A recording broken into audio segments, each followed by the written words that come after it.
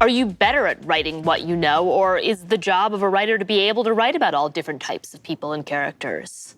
I was scared of taking on OJ overall as a white person, knowing that this is a polarizing case and that we made every effort to have an inclusive team, but ultimately the people who began the project, it started with a bunch of white people, and we know that the case means different things to different people. And so that was much scarier to me than, say, the Marsha episode, taking on issues of feminism and sexism in the workplace. Like, when you know it, it feels easier and safer, and you can go for it. It's actually more scary, I think, when you know that you're a bit outside of your own experience, and how do you get that right, and how do you make sure that you're addressing complicated subjects that you know are divisive in a way that feels provocative, honest, but also, self-aware.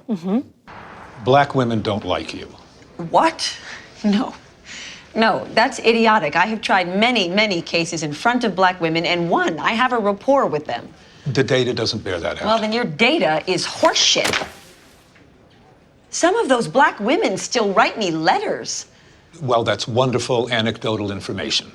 But I think it would be wise to limit the number of African-American women on your jury.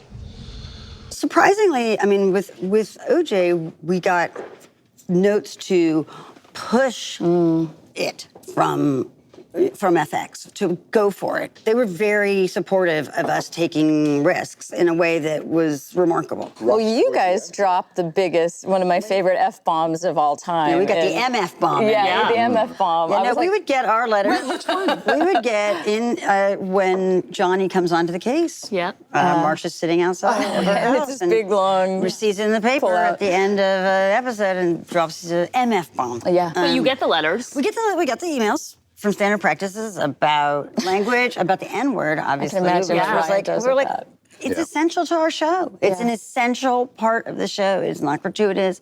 It's got to be there. And ultimately, FX was very supportive of it and they sort of stood behind us. I mean, if we found that we had stuff that didn't matter, we'd be like, fine, it doesn't matter. Let's just get rid of it. Yeah. But the ones that mattered, we fought for, and and FX backed us on it.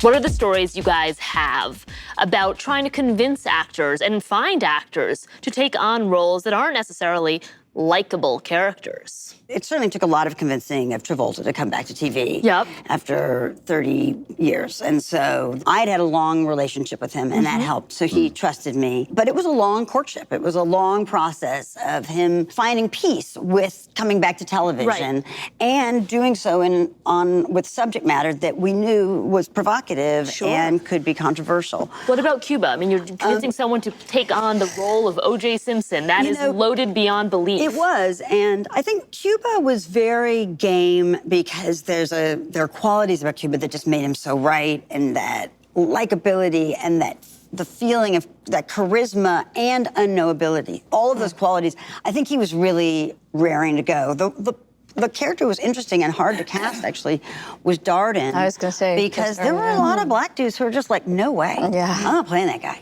Like, I hate him. I'm not going to play him. And you had to get somebody who could be, on the one hand, charismatic and sexy enough that you were rooting for him overall and that you really cared about him. But on the other hand, somebody who could let himself be bowled over.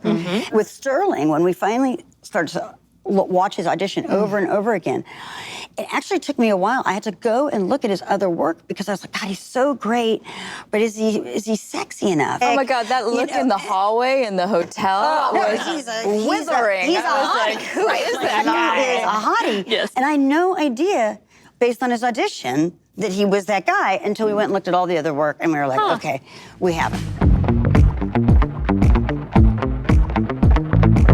My name is Nina Jacobson, and I am one of the executive producers of The People vs. O.J. Simpson, American Crime Story. Thanks for watching, and please subscribe for more videos from The Hollywood Reporter. Well, you guys dropped the biggest, one of my favorite F-bombs of all time. We got the MF bomb. Yeah.